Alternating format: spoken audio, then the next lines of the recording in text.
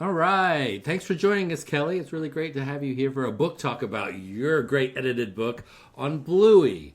So I'm going to let you introduce yourself and kind of tell us more about it. This is part of the Psychgeist series, so I'll let you kind of explain the whole part there and just like dive into why should we care about Bluey? Well, thanks so much for having me. My name is Dr. Kelli Dunlap. I am a doctorate of clinical psychology. I'm a licensed and practicing clinical psychologist. I have a master's in game design, and I have been doing mental health and games work for over a decade. Uh, I am the editor of Bluey, and this not my background, other than a deep passion for the show. I have a current 9-year-old and 4-year-old, but when we started watching Bluey, I think they were 6 and 1, so they were younger, and we watched a lot of Bluey.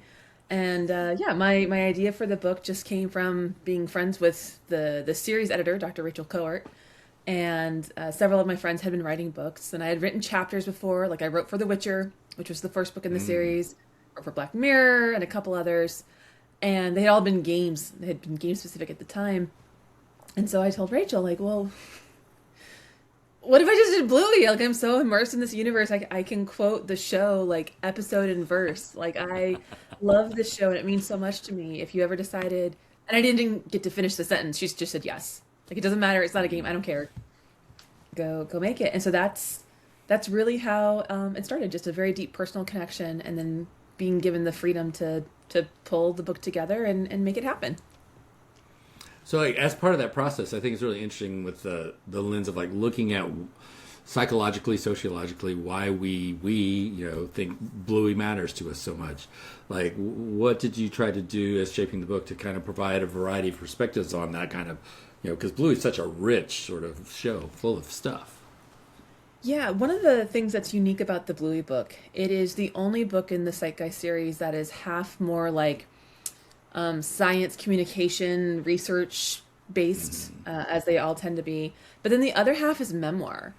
When I was looking at Bluey and thinking about who's going to read this book, who was I writing this book for, other than myself, selfishly?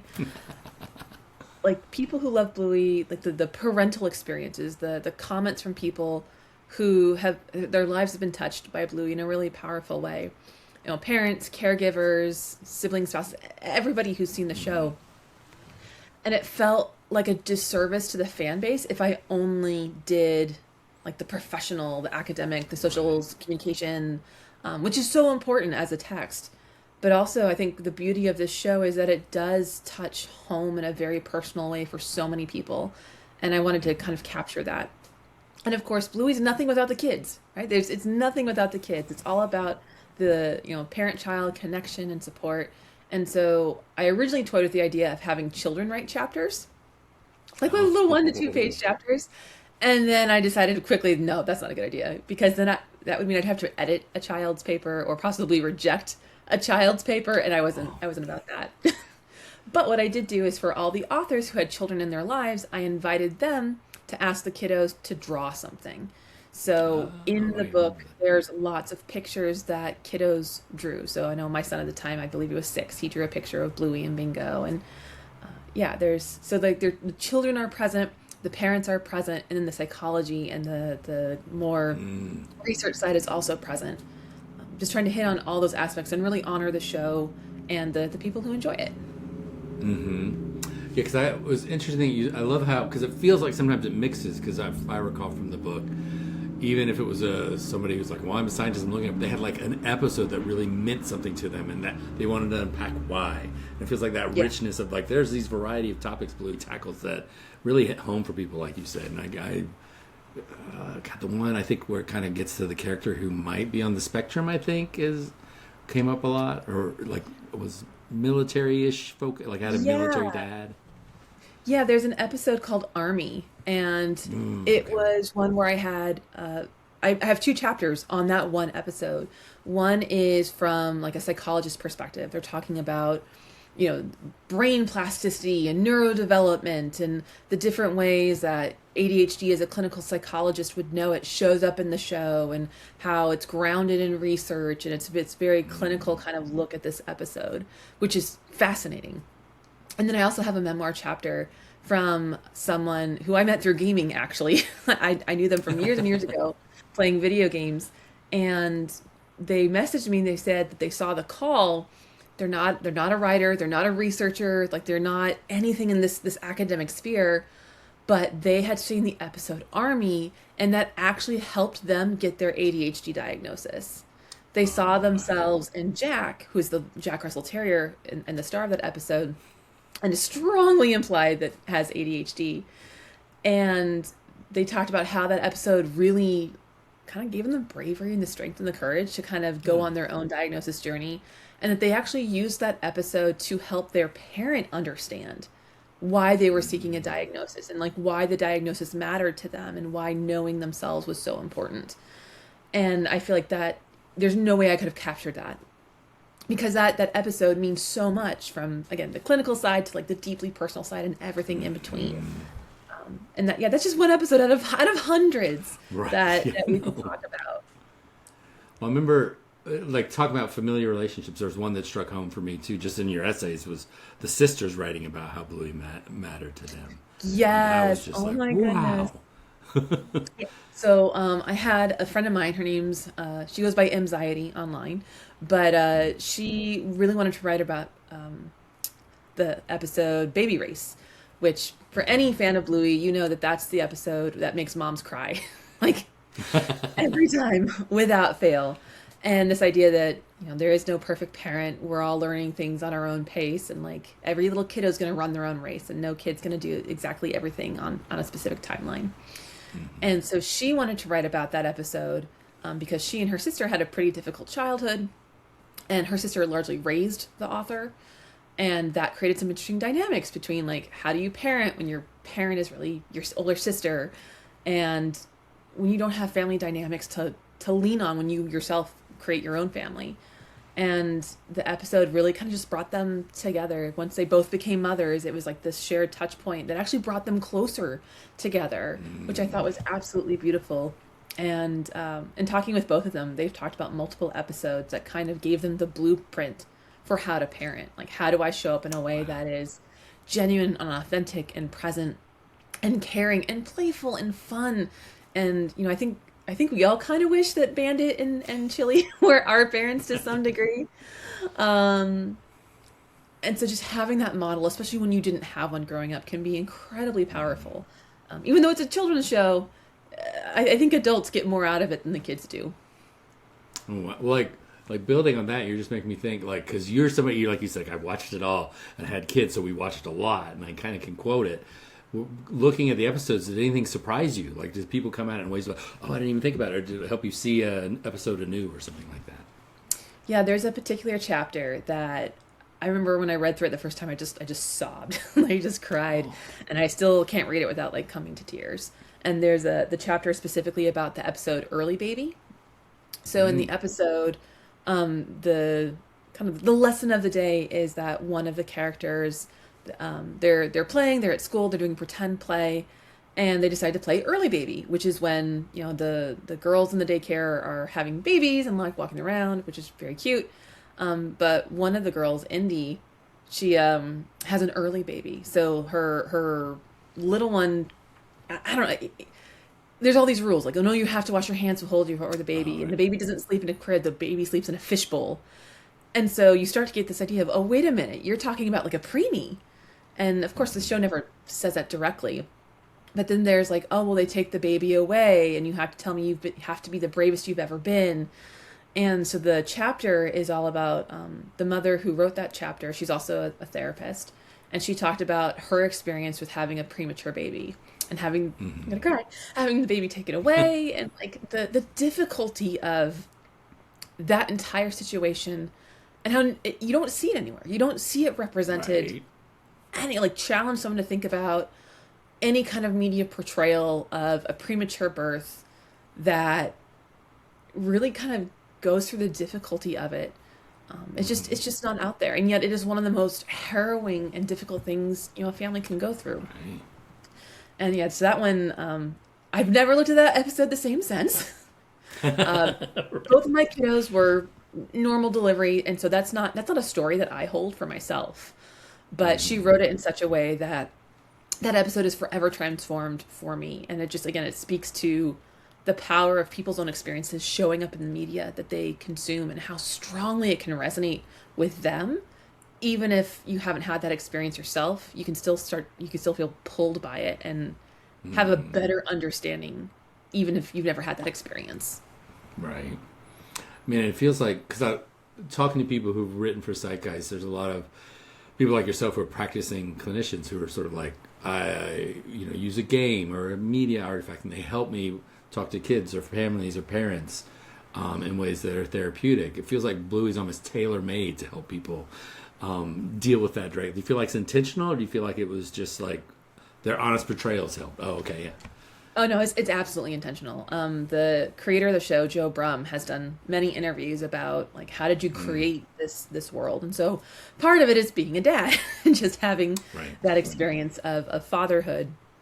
And then, but he did a ton of research on his own and consultations to really try and understand the fundamentals of what's happening, understand child psychology and like attachment and relationships. But then I think the real genius there is that he was able to translate it into such a way that it's playful and approachable. If I was to sit down with someone and let's talk about the trauma of premature labor and what that does to somebody. Nobody wants to sit through that. Trying to tell people, hey, you're doing the best you can, and like kids hit developmental milestones when they hit them. Yeah, whatever. Or you can go down and watch Baby Race and then cry when Coco says you're doing great. And then you can just start ugly crying. Or just the relationship that Bandit and that Chili have together. And like there's just countless episodes of the way that the family dynamics work.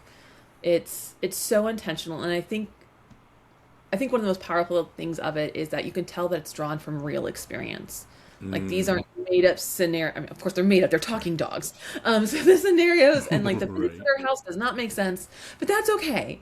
But like what genuine is the connection and the love that they have for one another, and like those relationships where the children are being annoying, or there's one episode where the parents are tired, but you're pretty sure they're kind of hungover, and the kids want to play, and the answer is, well, as long as I don't have to move. And as a parent, I feel that so deeply in my soul of, yes, I want to play with you, but I don't want to move because I'm just so tired. Right. Yeah. Well, I'm curious. I don't want to get too far afield, but one of the things that hits for my wife and I when we watch them is the really, not even subtle, but the nuanced nonverbal, the canine nonverbals of what they do with the tails and the ears that sort of like help amplify the emotions they're covering. And, and it's, there's all this literature about our relationship with dogs and canines in general, and that sort of messing, how well they read us and stuff. So it feels like it almost like doubles down on that connection we have with dogs to help unpack some things that about us. Yeah, I think when you have really expressive body language, I mean, their eyes are like massive, and then they have the ears, and then they have the tail, and then sometimes the fur goes up. When you're able to communicate so much information so easily, it comes across really strong. Like when someone's sad, it's not like soft human sad face. The ears are down, the tail is down, and there's exaggerated shoulder droop, and the eyes get half lidded, and there's just really good nonverbal communication that we tend to understand just because, like you said, we have a long history with dogs and reading their body language. And yeah, I think that's I think there's a reason they're dogs and not like cats, or other animals. I also have in my research around dealing with like traumatic stuff in games, I'm a big advocate for content warnings and like psychological safety when we're designing games and media. And one of the things I found is that if you can abstract whatever the situation is, people are more able to hear what you have to say. So again, let's talk about the trauma of premature childbirth. Not a lot of people are going to sign up for that necessarily. And even if that is your experience, sometimes we don't want to relive it. Sometimes we don't want to hear it. But because they're talking dogs, there is space for us to kind of be curious and aware and attentive to what's going on without feeling triggered ourselves or feeling like we're being called on or being put on blast in some kind of way. And so not only there's that level of abstraction, but then the thing that they're actually doing is also abstracted. I think about the episode Asparagus, where they're all sitting at the table and like the lesson is that, hey, we tell you to do things, and like we have norms and responsibilities and things that kind of like keep society functioning, and we have to do them, because we do, because if you don't, then everything becomes chaotic. And of course that's the lesson Bluey learns, but that's like the subtext. And so when my kids watch it, they just think it's a funny game. And of course, when someone who's older is watching it, it's like, oh, I see what you're doing there. And yes, my kids, when we have asparagus, they do play magic asparagus. And that's the only way I get my little to actually eat it, is that if he takes 3 bites, he can then turn us into a chicken, or he can turn us into a donkey, or so that's what he took away from it, as opposed to, okay, this is about norms and like, yes, order and reason and containing the chaos. Yeah, right. Well, I'm kind of curious. I want to go a little step outside of Bluey, but I feel it's related. And if I'm wrong, tell me so. Because I was like thinking, like, it's interesting that they're dog characters, and like you said, that sort of abstraction, and then also the way people can use pop culture artifacts like Bluey or a game to help people through therapeutic issues. And we also do that a lot with dogs. There's all kinds of therapy dogs and service dogs. But I know similarly or related, and maybe not, like you've like working with horses. Yeah. And do you feel like that relates to anything? How you learn with what Bluey does, or it's like too big of a stretch? I don't think it's too big of a stretch. I think the mental health equine work that I do is that you talk about your feelings, but sometimes feelings can be really big, and so if you're focused on something else, like a large animal, it can be easier to talk about hard things when you're not having to like stare them straight in the eye, or stare your therapist straight in the eye, if you can be distracted. I mean, we see this happen all the time with like emotional support animals, or not my current beagle. I wanted an anxiety dog, but I got a dog with anxiety. But her predecessor, this little Eleanor, she was a therapy dog. And just the ability for someone to like sit down and like talk about the worst moment of their lives, but they're petting a dog and they're staying, like they're able to focus on it. It gives them space and it gives them some detachment from reliving that experience. So there's grounding, there's sensory integration, there's emotion regulation and co-regulation, and that happens with horses or dogs or any other therapy animals like cats. Also really popular. And again, it's that abstraction of it giving space for there to be pain without that pain having to be internalized and sitting on you and you having to relive it. It's kind of like you're offering it up while you're looking away because you have something else to look at. And yeah, I think that's, again, especially with the difficult conversations that come up in Bluey. I mean, sometimes they're funny and sometimes they're irreverent. But like the episode Stickbird, where Bandit and the family is at the beach and they find this little twig and Bingo names it a stickbird, and then some kids destroy it, and then she's sad. And it's like, oh my gosh, what did stickbird represent? Holy cow. Like, and you can kind of read into that whatever you're holding, especially at the end, because Bandit, like, Bluey teaches Bingo a kind of a breathing technique to like let go of the sadness or whatever. And then you cut to the end, you see Bandit doing it. And you never find out what exactly it is. You know that he's been off. You know that like he's not quite acting like himself. He seems kind of distracted. And at the end, he does that. And because there's nothing literal, it is completely open to interpretation. You do find that people tend to take whatever they're going through and put it on to him as like an abstract concept of like, oh yeah, that's my experience. And if you can put it onto somebody else and see someone else deal with it, then it's a little bit easier for you to deal with it yourself.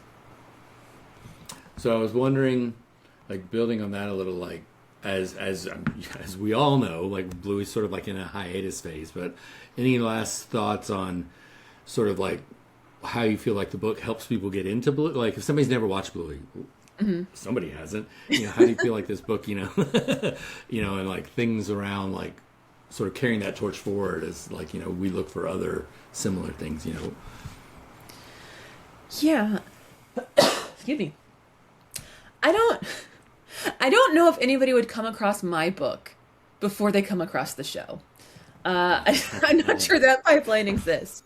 But of course, when we're writing for something, we always try to make sure that, okay, be prepared. We're going to go on a deep nerd dive into something that I'm very passionate about. But let me give you the foundation so that you can come along for the ride. Maybe you don't need to know the name of every single dog. Maybe you know who Alfie is, and maybe you don't. But that's okay, because if you know, we're going to take you on a deep dive. And if you don't, it's really not important. I think what's more likely are people who have seen Bluey, but they have never necessarily thought about it in a critical sense, or they've watched Bluey and had that feeling of like, yeah, oh, I've had that feel, oh, and like have it resonate with them in some way. And that's kind of my hope, is if you have this feeling of watching the show and feeling like this resonates for you, but maybe you don't have the words for it, or there's an episode that really sticks out to you as memorable and meaningful, but maybe the understanding isn't quite there about like, well, why is this episode making me feel this way? That's kind of my hope for the book, is if they find it and they pick it up, and then maybe it can help them understand through science communication, through like digital media literacy, through examples like parenting examples, clinical examples, the neuroscience down to just the lived experience. One, that you're not alone, and a lot of people have reacted to the show this way, to this is serious research, like this is science. There is, it may be a show for children, but there's so much in it, and if you're finding meaning in it, that in and of itself is meaningful. And if this book can help somebody discover that meaning, or put that meaning into words, and really be able to speak to like why this is important to them, that is such a powerful tool for being able to express yourself better in life in general. And that's really my hope, is that people feel that they're part of a community, that it's not weird for liking a children's show as an adult, because it is a rich text and it is so genuine and meaningful and heartfelt. And I just hope it means that people feel free to play. That's what the show is all about. That's what this book is all about. It's like the power of play, and that, you know, it's research backed that play is good for you. So go do something you enjoy, and that brings you a sense of joy. And like that's it. That's all there is. Well, I think it's a lovely note to end on. Any other thoughts, or are you good to wrap with that? I'm good to wrap with that. Read the book. It's free. Thanks so much. Thank you so much for having me.